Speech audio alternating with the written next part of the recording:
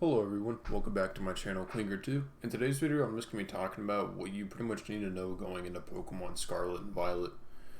I'm just going to play this match I had in a showdown in the background here while I just basically talk about this, so if you want to watch it, cool. I do stream on Twitch at the real Klinger2, and I do stream Pokemon Showdown, and I will be streaming Pokemon Scarlet when that comes out, for sure, or Violet, whichever one I get. But yeah, let's get into today's topic. So, when we're talking about the new stuff that's coming into this game, there is quite a bit of new stuff. You know, Terra Stall is going to be the new gimmick, which is going to be a big deal. You got TMs working differently now. Well, they work the same, but you get them a lot differently now in comparison to older titles. You also have the auto battles. You have trainers that act differently. So, yeah, let's just start off with the trainers real quick. So, basically, with the trainers, instead of having them have a line of sight where you run in front of them and they get an exclamation point above their head. It's pretty much always worked in the games. Now it's going to be you have to literally walk up to them and talk to them and then initiate the fight that way. There has been some fights like Fisherman and stuff is the most notable in my mind in older generations where you had to walk up to them, talk to them, they turn around and send you 6 Magikarps your way.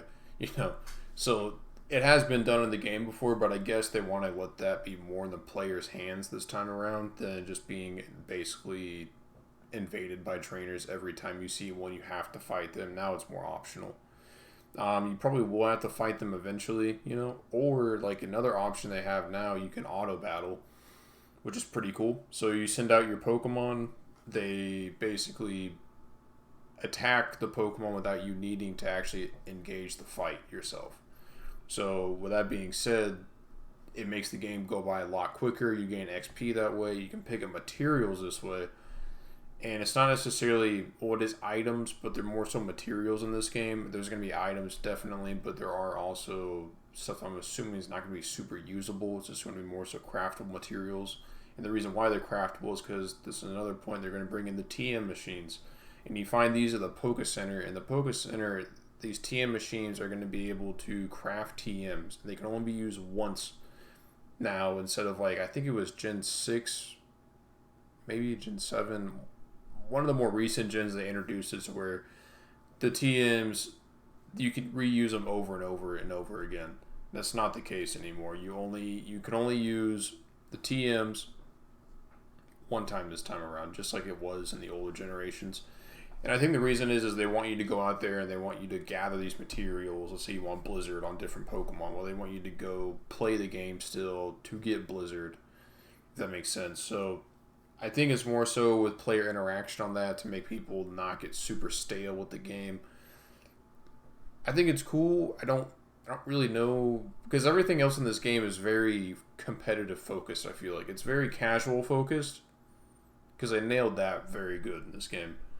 I think a lot of the stuff they've done, though, is pretty competitive focused, being that you can go craft specific teams and stuff like that. And you also can get league points as well, which sounds like you kind of just progress through the story. You get these league points. You might need to go to, like, maybe a final end-game, like, battle rotation thing, or maybe even go to, like, the battles online and stuff like that, and that gives you league points, and you go craft those TMs that way. But that seems to be, like, a kind of a focal point here for building your teams. But yeah, so let's just talk about the battles in this game. The online battles are going to get kind of nuts. So this is the Pokemon website here. I'm going to use this as a reference because, I mean, it is directly coming from Pokemon. Why not use it as a reference? So pretty much you got casual, ranked, online competitions, and rental teams. So casual, you're just going to be playing with your average teams, nothing too crazy here. It's basically unranked for the people that even care about ranked. So let's say you just built a team, you want to test the team out. Well, you just go into casual real quick, you play matches with that, and you can just, see what happens. And this is good because I would assume, battle simulators like Pokemon Showdown, I would not think that they're going to be updated for probably about a month or two after this game's out with all the new Terra styles and stuff like that. That seems to be very in-depth, and we'll talk about that here in a sec. But let's say you want to just make a team, and you just don't know how well it does. So you just go into, casual battles, test it out a few times. Maybe if you like it, you keep it, and you go into ranked battles with it. And then ranked is up next. And as it says here, you do have the ranks here again, like they did in in Sword and Shield. And Master Ball is the highest here. And basically, it's just like any other ranking system, but this one's more controlled for you personally. This is not like games like Overwatch. If you played Overwatch recently, that came out, where your team is, it can affect. Basically, your team winning is what propels you. It's no longer like that. It's you winning with your team. So it's your team of Pokemon that's going to progress you through this and your skill level with how you manipulate those teams and everything like that and predict what the other people are going to do. And I can make videos definitely on ranked. I like playing a lot of competitive Pokemon. That is very fun to me. My highest rank right now, I think I ever got to is about 1750 in Anything Goes in Pokemon Showdown. It might have been closer to 1800, but anyway, besides the fact, essentially ranked battles, you're just going to have ranks where if you keep winning, you're going to progress forward. If you start losing, you'll progress downward. Depending on what rank you're in, that might be more impactful than the lower ranks. So it's normally how it works. It's normally how ranked games work. Yada, yada, yada. Online competitions are going to be pretty cool. From what I was reading here, essentially you got your official tournaments sanctioned by Game Freak / Pokemon. And this will have really specific rule sets that govern these tournaments, which is really cool. I will definitely look into this. Personally, I think this will be a fun thing to do. And then you also got friendly competition. So let's say I could see this being more so like you have a online competition with a Discord community or something like that, and they make their own rules. Or you have your friends who want to make their own rules and you have your own tournaments that way. So it's like very cool that they offer two separate types of competitions here / tournaments. I guess you could put tournaments in here as the subsidized word for competitions. And, you got the official, then you got the friendly. So you got the, it's just cool that they did that way. And this seems like it'd be separate from ranks is in its own category. So it'd be like, instead of being ranked where you progress up a ladder, this is like you just win the tournament or you lose a tournament. So that's why it's in a different category. Rental teams are cool. This reminds me a lot of Battle Revolution. Battle Revolution is really old at this point. I don't even know if a lot of people know what that is. It's like younger than my generation. But basically, you would go into this game and you would rent out teams, which is really cool. And then you use these teams to fight NPCs in the game. But this time you can actually use them online. But it sounds like you basically can download someone's team that they're using and then use it for yourself, which is really cool. They do that on Pokemon Showdown. I'm happy they're doing that here because that can save a lot of people needless, unnecessary grinding. Anything that saves people unnecessary grinding, which they've been really harping on in the past years with XP shares and raid candies and XP candies, I think is what they're actually called. And then basically the stuff that makes you just have a lot of accessible TMs. That's why they changed it this time around. It's kind of a bigger deal. It's the one-time use TMs instead of being reusable TMs. And yeah, overall, I mean, you got stuff that can change natures, if I'm not mistaken. It's just overall, they're trying to make the game a lot easier to play instead of being this very like specific orientated game like it used to be in earlier generations for building teams, which is really nice. And here you can just basically take someone's team and play it yourself. You could do this on Showdown, Pokemon Showdown, if you really wanted to. You could definitely do that there. I have used other people's teams and stuff like that, and I'm glad to see them bringing that here. And I have my notes over here. I'm just going to keep going down here. So basically, we covered auto battles. We covered TMs for what I wanted to cover. Cover the battle stadium, trainer battles. So next up is, and the last thing is pretty much just Terrastall, which is terastallizing your Pokemon, which is the main gimmick in this game. So basically, how this works is you have a crystal that, terrastalls your Pokemon, kind of like the Mega Stones, stuff like that. And if you're playing the actual game, it sounds like you have to go back to the Pokemon Center to basically recharge a crystal once you use it because it burns out one time, or you find overworld crystals that you recharge it with.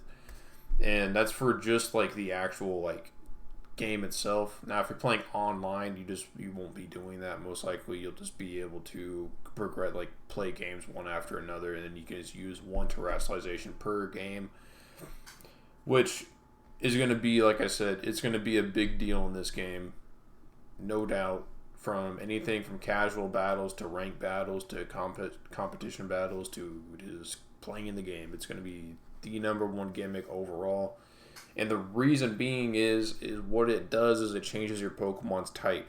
That's big. That is huge. If you're a ground type and for an electric type, and you get hit with a ground move, you predict an earthquake, someone swamps in. Even if it's not a ground stab on the other side, it's like they still swamp in with a Pokemon. You predict an earthquake, you swamp into a flying type. You're now immune to that, and you also can get extra if I'm not mistaken, that type it transforms into, you get a stab bonus from that. But I might be mistaken on that. It might be from your your original type. So if you're an electric type, you still only get stab from your electric type, but you are a flying type now. So that's up in the air still. I'm pretty sure that someone else might be able to clarify that a little bit more. If you do know, put it down in the comments if you watch this long. But as far as I know, it could go either way, honestly. I don't know for sure how the stab works. If you transform into that type, I think that would, in my mind, that's how it would work. But they also have that move, Terra Blast, that I'm assuming takes effect of the type you transform into, and then it uses that as a basically 100 base power move. What I'm assuming Terra Blast will do. So there's a lot of stuff that can go on here as far as Terra styling goes. That's going to be very, very cool to see how they do this. And a Pokemon can have multiple types they can transform into. So it's not just like you're over here and for instance, Porygon transforms into a electric type. It can also go into a fire type or a water type. I don't know how many types it can transform into potentially, but I do know it's multiple. So that is very cool. Another thing about the terrestrializing is if you terrestrialize into your own type, let's say you're an electric type and you terrestrialize into an electric type, you can get double stab on that if I'm not mistaken. So it's like you immediately have a super effective hit coming off of that. So stab is normally 1.5 times, and I'm 90% sure that's what it is. So if you terrestrialize into your own type and you use that move, it doubles it to a 2 times stab. So if you have another super effective on top of that, now you're talking about 4 times, and then if it's 4 times by default, now you're talking 8 times. So that's also something you could do there. So it could be used defensively or offensively. And overall, I think it's going to be a very unique thing for competitive Pokemon. I think it's going to break a lot of stall teams, which is pretty cool in my opinion. Now, I say that with not knowing how this is going to actually turn out. This is probably one of the biggest changes they've done to Pokemon in a very long time outside of Dynamaxing. And any Pokemon can do it, so you really just don't know when they're going to do it. It can be a very much a whim thing, and then all of a sudden you just get side blasted by something. So it is definitely going to be very unique on how this game turns out as far as the competitive scene goes for terrestrializing. And then the last thing I guess is the Terra raid battles. These are just basically raid battles from what Sword and Shield. And really all you're going to do here is just get a group of people together. Maybe your friends, maybe some NPCs, and you're just going to be fighting raid Pokemon and then catching them. They're probably going to have better stats, higher chance of shinies, if I'm not mistaken. And yeah, that's pretty much it for that. If you just played Gen 8, it's just basically that, but for Gen 9 with terrestrializing, except better AI for your companions if you're playing by yourself. And with that being said, you also, I'm just going to say this, I'm not going to talk about it too much, but you can actually play with your friends in the overworld, which is pretty cool.